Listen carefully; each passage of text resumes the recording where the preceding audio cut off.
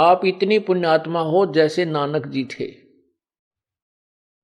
ये ना सोचना कि अब हम बहुत कमजोर, धन में वित्तीय हालत हमारी कमजोर है, कोई मजदूर है, कोई किसान है, कोई दुकानदार बोदासा है। इससे उस परमात्मा की भक्ति से इसका कोई लिंक नहीं है, कोई संबंध नहीं है। यही प्रमाण देने के लिए परमात्मा ने ये ऐसे उदाहरण दिए हैं। परमात्मा देखता है भक्ति के धन को। कबीरा सब जग निर्धना धनवंता ना को, धनवंता सो जानिए जिस पर राम नाम धन। जो अन्य धन है वो पूर्व जन्म के पुण्यों का है। वो पुण्य अपने अपने राजा बनकर या किधर सेठ बनकर, फैक्ट्रियां लगाकर, हेलीकॉप्टर लेकर के वो बर्बाद कर डाली।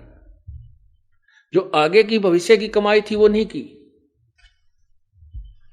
जिससे फिर निर्धन हो गया। पिछले जन्म में सेठ, वर्तमान में उसको नौकरी भी नहीं मिल रही, या छोटी सी 20-30 रुपए की नौकरी करता है, 100-200 रुपए की, 1000-2000 रुपए की।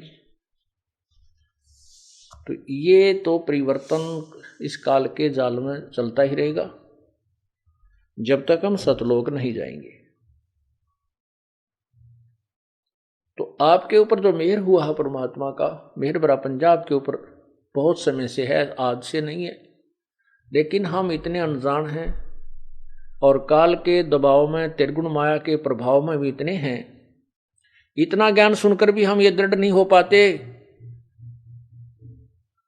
हम डगमग कहीं ना कहीं हो ही जाते हैं और उसी का दुष्परिणाम आज तक हम भोग रहे हैं। अब आपके ऊपर परमात्मा ने एक विशेष कृपा की है, मानुष जन्म, और के कारण बना के, क्या क्या कारण बना करके आपको चरणों में लिया है। कोई दुख में आया है, कोई सुख में आया है, कोई ज्ञान सुनकर ही आया है। जिस कारण से भी आप यहां आए हो, कोई दुख ही आया है और अब इस ज्ञान को समझ रहा है वो आकर के, क्योंकि उसको बोला जाता है कि आप सत्संग में अवश्य आओगे, अन्यथा आपका कष्ट निवारण नहीं हो पाएगा। किस लिए बुलाया जाता है सत्संग में आपको? कि आपको धनी बनाना है। आप युगों युगों के निर्धन हो चुके हो इस भक्ति मार्ग के।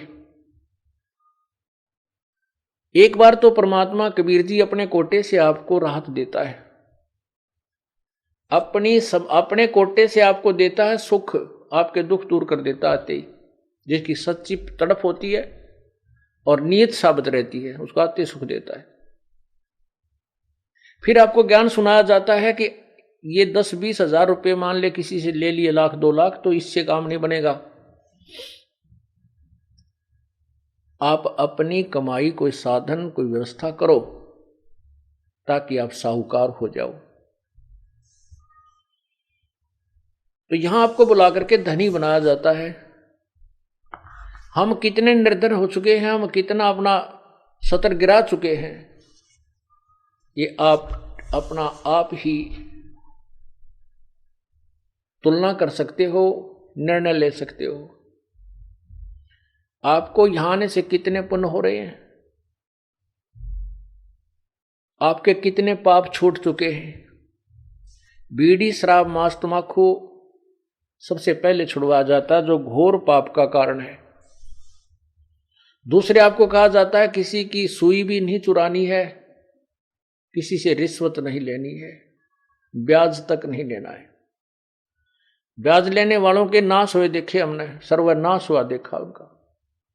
बिरान माटी टक्कर मार मार कर मरे, वो पागल होकर के मरे हैं। हमारे आंखों के सामने ऐसी स्थिति देखी उन लोगों की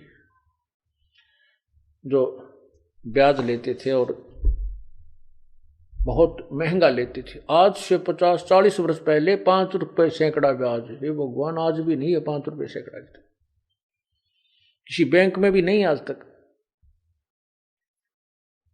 और फिर उस व्यक्ति की क्या दुर्गति हुई हमने आंखों देखा था।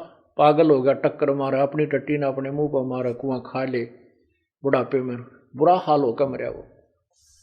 तो परमात्मा यह कहते हैं कि ब्याज भी नहीं लेना हमने, इन ओछे हथकंडों से हम धनी नहीं बन सकते। धनी बनेंगे परमात्मा की रजा से। परमात्मा आपको इतना धन दे देगा आप सोच नहीं सकते। और कैसे दे देगा ये भी आप नहीं सोच सकते। कब देगा? जब आपकी नीत साबित हो जाएगी, आप में कोई दोष नहीं देखेगा, केवल उस परमात्मा से ही आपकी याचना होगी, अन्य किसी देव में आपकी आस्था नहीं रहेगी। फिर आपके घर में बरकत, आपके ऊपर आने वाली आपत्तियों को ऊपर के ऊपर टालना शुरू कर देगा। करेगा कैसे? जब हम पतिव्रता पद पर पहुंच जाएंगे।